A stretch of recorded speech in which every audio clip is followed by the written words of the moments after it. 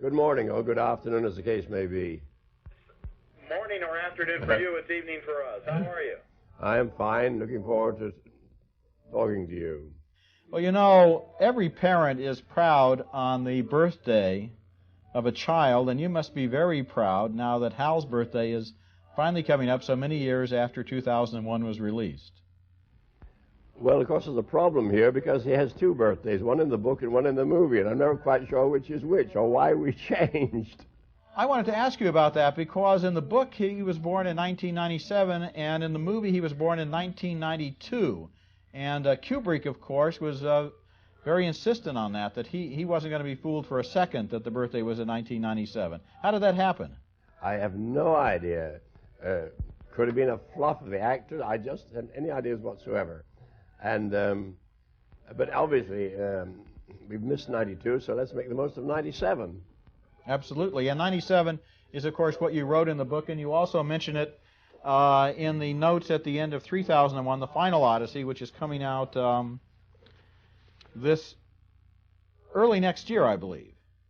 I think in February or March, yes. February, March. I got the typescript of it in the mail today. Oh, excellent. I'm very happy about it. I really think it's the best of the best of the trilogy, and I don't think any trilogy should have more than 4 volumes, so there won't be another one. I thought you were a little better at math than that.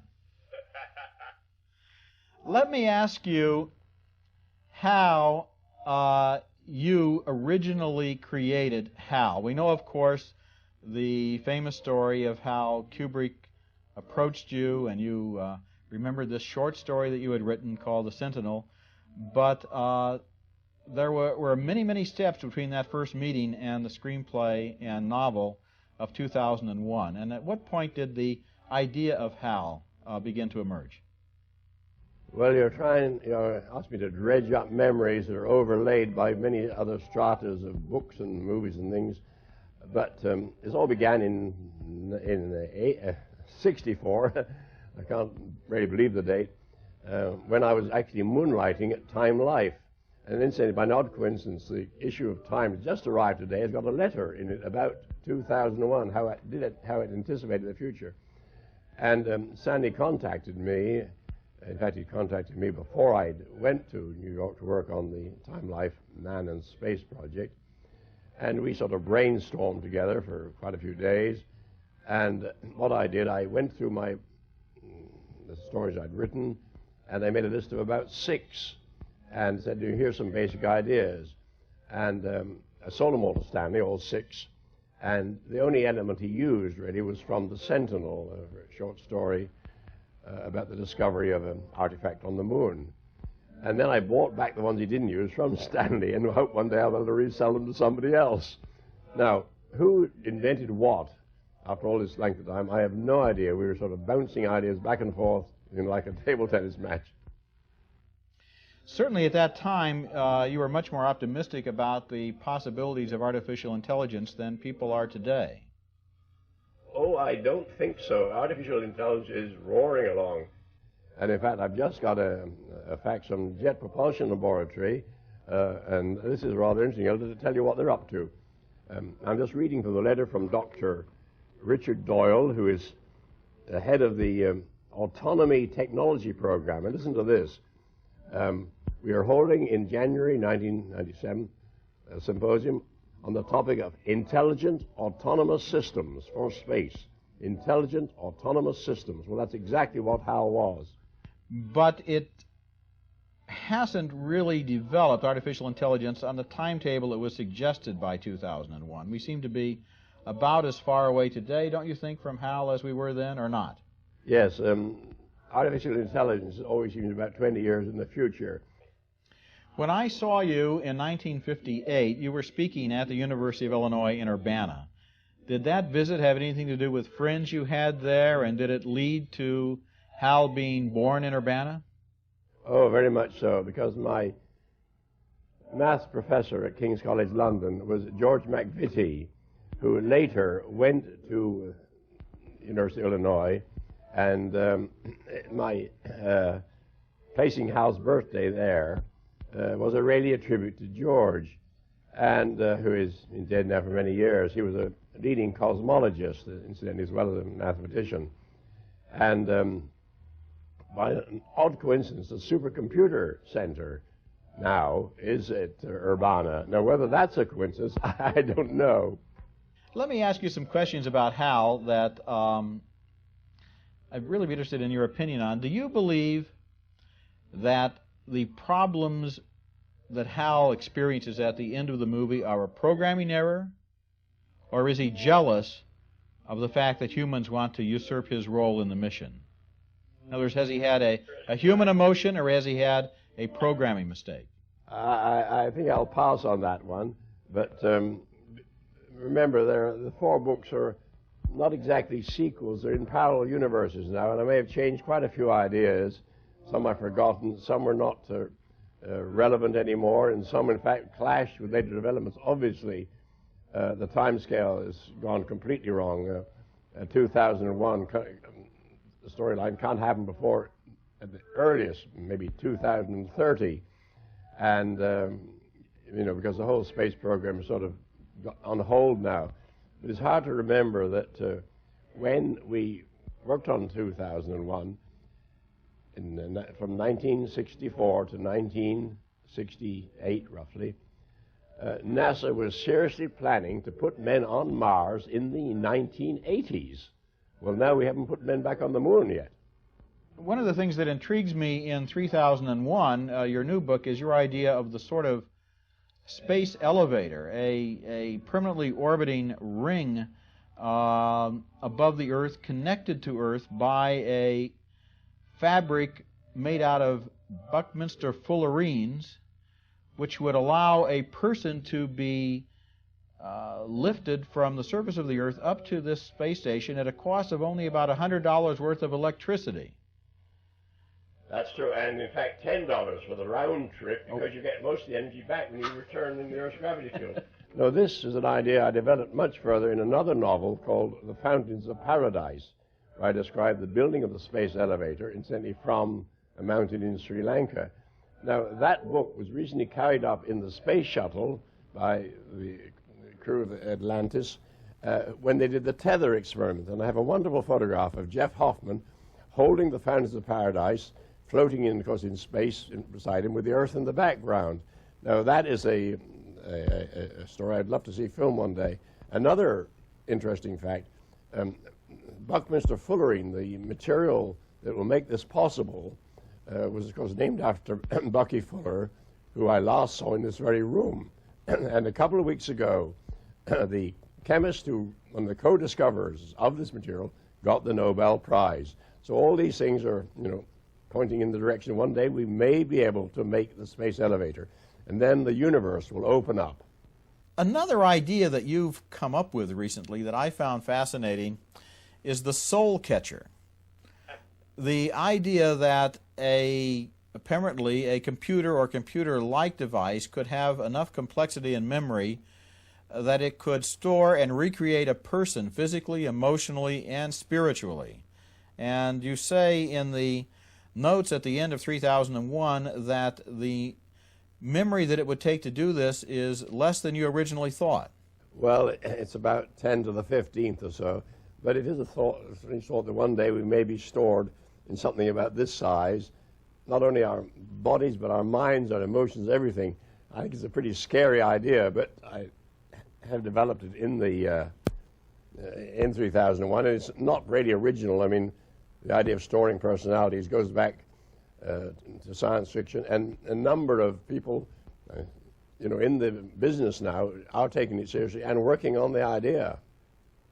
Today we live in a time when the cyber culture has changed our lives so dramatically. Could you have foreseen that at the time that you were writing about HAL 9000? Did you think that computers of the power, for example, of the one on my desktop or on your desktop would be in the hands of private citizens by 1996, 97? No, I don't think anybody did. The chip revolution is the most remarkable in human history. I mean, no one could ever have dreamed that something the size of a house like the first computers, using tens of kilowatts of energy, would be compressed into a thing about the size of your thumbnail. That is totally unexpected, and that's changed society, or will change society, beyond recognition. And I'm rather worried about some of the developments that may happen. Recently I had an essay in the Asia Week magazine, and I've invented a new word, the coming cyberclism, or the subtitle, the coming cyberclism, or who will change the light bulbs. When we're all plugged into entertainment, who's going to run the world?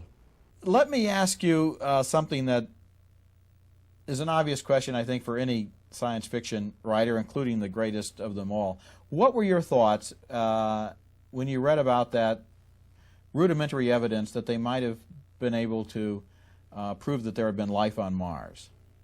Well, of course, I was very interested. I think it's been rather overblown because it's not proof. It's, I'd say, 80% or so evidence, but it does mean we should follow this up and look for similar evidence, perhaps from Europa. In fact, Freeman Dyson wrote to me the other day and said that we should look for meteorites that have been splashed off Europa, because the oceans of Europa, as I said in 3001 and 2010, may be the other place where there's a lot of life in this solar system. And what about these cities that you found on Ganymede? Well, the one I describe in Ganymede, if you look at the images from the Galileo spacecraft, there's some extraordinary formations there. And the one I mentioned specifically, it does look like a city. It doesn't require much imagination to see that these are city streets. The fact that they're 5 kilometers or so wide is a minor detail. Do you think that there is any scientific invention or discovery that the man or woman who came up with it would be so alarmed by that they would feel it was necessary to suppress it, or would all knowledge be useful and worth communicating in one way or another? There is one invention which I have discussed, I think, many years ago, possibly in Profiles of the Future.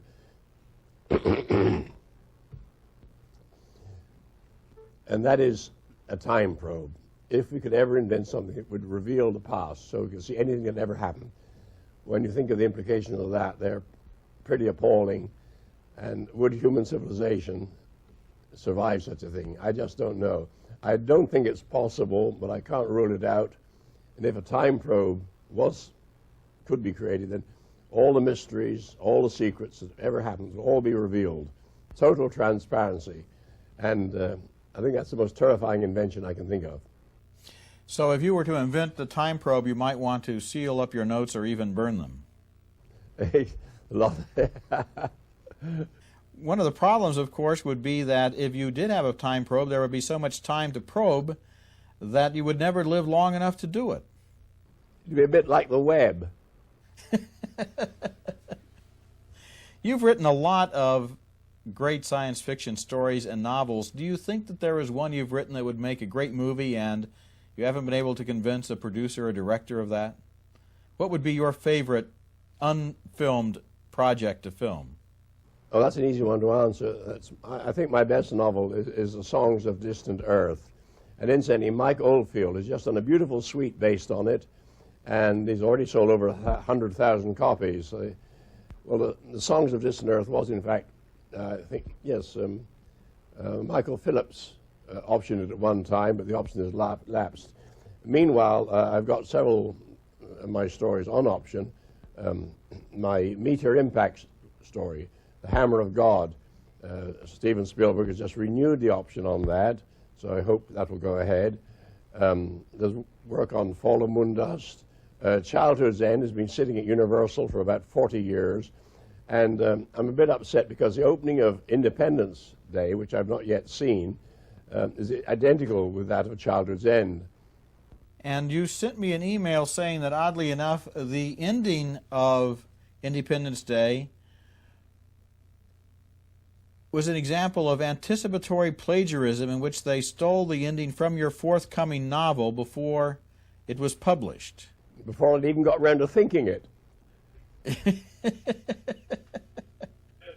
It's really synchronicity, I suppose. Yes, it's in fact, I can come to think of it, H.G. Wells beat us both. You know, it was a virus that killed the invading Martians. Well, you know, 2001 is certainly the best science fiction movie ever made, and as you probably know, it was voted one of the greatest 10 films of all time in that poll that's taken every 10 years of the world's film critics, directors, producers, archivists, and so forth by Sight and Sound magazine in London. It's considered one of the top 10 films of all time, but so many other science fiction films have not followed that lead. There has not been a film since 2001 with the same kind of vision or ambition in the science fiction genre. No, perhaps not. Of course, 2001 killed science fiction films for about a decade, you know, until the technology caught up with it, and then we had, you know, Star Wars and so forth, which are, you know, I guess space westerns. Great fun. I enjoy them, but you're perhaps right in saying that no one has ever attempted to follow the lead created by 2001. The whole third act of 2001 is such a visionary leap into the unknown. The feeling that the astronaut has arrived at a place totally beyond imagining, and although his physical environment seems to be a room, the room has apparently been created by some other race for its own purposes. That's the kind of ending that today a studio wouldn't allow. The studios today would say the audience will be confused, they won't understand it, it doesn't have a satisfactory resolution, it will be frustrating. How did you get away with that, you and Kubrick, in making a film with an ending that is so poetic and provocative and unconventional? Well, again, you must credit entirely, Stanley deserves all the credit for that. I just gave him some ideas and inputs, and the credit goes to Stanley and his amazing special effects team led by Douglas Trumbull and Wally Weavers, and they deserve the credit. But the notion of putting him in the bedroom, you must have contributed to that. Again, I can't remember exact details. You see, there was feedback in both directions. I would write something, give it to Stanley, and he'd say, "That's splendid, but," and I'd go back and rewrite it. And then sometimes I had the extraordinary experience of rewriting a piece after I'd seen the Stanley's version of it on, you know, in the rushes, and so there was feedback in both directions. The Star Child, the last shot in the film, as the Star Child, or at least 2001 fans now call it the Star Child. I don't know if that was really what you called it, but the Star Child turns and looks at the audience as if to put the ball back in our court, to ask us what we think our destiny is. And what do you think that question was, and what do you think the answer is? What is the Star Child asking us, and how can we respond? Well, I would say that the implication is that the future is wide open. It's up to us what we do about it. Our destiny is at least to some extent under our own control. But of course, at the time, a lot of people didn't get it. And one of the remarks I remember hearing after the premiere was from a senior MGM executive saying despairingly, "Well, that's the end of Stanley Kubrick." In your original short story, The Sentinel, you talk very dramatically of the impact on the minds and on the very identities of the people who see an artifact that is obviously the creation of a race other than the human race. Why is it, do you think, that we still haven't gotten any definite proof of intelligence from anywhere else? Wouldn't you think or hope that there might be some way that another race could make itself known, or is the universe simply too large and is there too much time involved? Well, of course, this is a subject which has been debated endlessly, and we don't know the answers. There are so many possibilities. Some scientists are coming around to the viewpoint that we are maybe unique, or that intelligence is very, very rare, although perhaps life of some kind may be fairly common. Then we have the other dichotomy that I think about 50% of the population in the United States believe that aliens are already here and have made contact with us. It's an extraordinary situation. I think it's part of the madness which occurs at the end of all millennia. You are not one of the people who believes in the UFOs are among us theory. I've seen too many UFOs to take them seriously. I've seen about 6, including the best one of all was Stanley Kubrick. It's all on record, and they all turned out to have very simple and often absurdly simple explanations. The one that you saw with Kubrick, how did you explain it? Okay, well, this is really incredible. You might think I'm making this up, but the very night we agreed to make 2001, we went on the roof of Stanley's penthouse, and coming up from the west was a brilliant star. It rose, went right up the sky, and apparently stopped overhead. Well, our first reaction was, of course, it was an artificial satellite, but artificial satellites can't stop motionless. And then it continued on down to the east. Well, we actually got checked with the New York Times to see if there was a satellite then, and we got onto the Pentagon, and the explanation was absurd, really absurdly simple. It was a satellite. It was the Echo satellite, but there was a full moon at the time, and it's very hard to judge the movement of something vertically overhead. If it's stationary, you may think it's moving. If it's moving, you may think it's stationary. It was the Echo satellite, but by some extraordinary coincidence, the New York Times, which gave satellite crossings, didn't give that particular one that particular night. Now, you can invent all kinds of conspiracy theories out of this one, but we did see the Echo satellite. We couldn't identify it. We eventually did. The other 5 or 6 that you saw, did any of them look any more puzzling than that one? Not really. The most striking one, I guess, was a lot of brilliant saucers flipping back and forth over the sunset. And again, the explanation turned out to be ridiculous. They were seagulls. You wouldn't believe this, but birds at some angles reflect almost specularly like mirrors. And you can't tell what they are if you're a long way away. The information at the end of 3001 includes your speculations about the possibility of instant universal acceleration, which would allow someone to move very quickly to another place without having to worry about the G-forces. And you seem to feel that that might be theoretically possible. Well, we know it is possible. A gravity field does just this.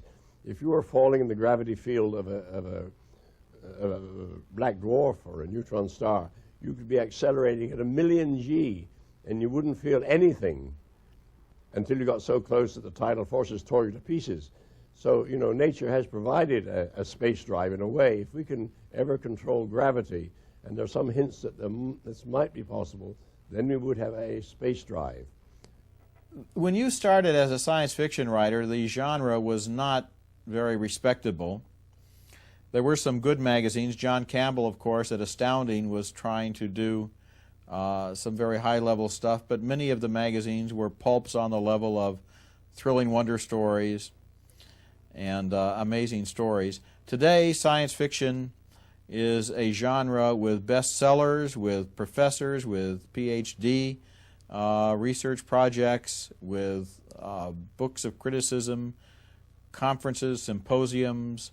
What are your thoughts about the development of this genre, which you are certainly one of the small handful of grand masters and founding fathers of? Well, science fiction was respectable before it got a label. I mean, Wells's scientific romances, or whatever you like to call them, were quite highly regarded. And most mainstream writers seem to have written some science fiction, quite some surprising names. I mean, Rudyard Kipling, for example, who's, I think, making a bit of a comeback nowadays. He wrote stories about the future of aviation. And Melville wrote a robot story. That's not very well known. But Bruce Franklin put together a collection of such stories. And so science fiction, until Hugo Gernsback came along and launched the pulp magazines, was fairly respectable. So we don't know whether to bless or curse Hugo for making it maybe popular but less respectable. And I'm reminded of a remark made by one of my friends in the field, said, science fiction should go back to the gutter where it belongs. It was fun when we were in the gutter. Now it's getting too respectable.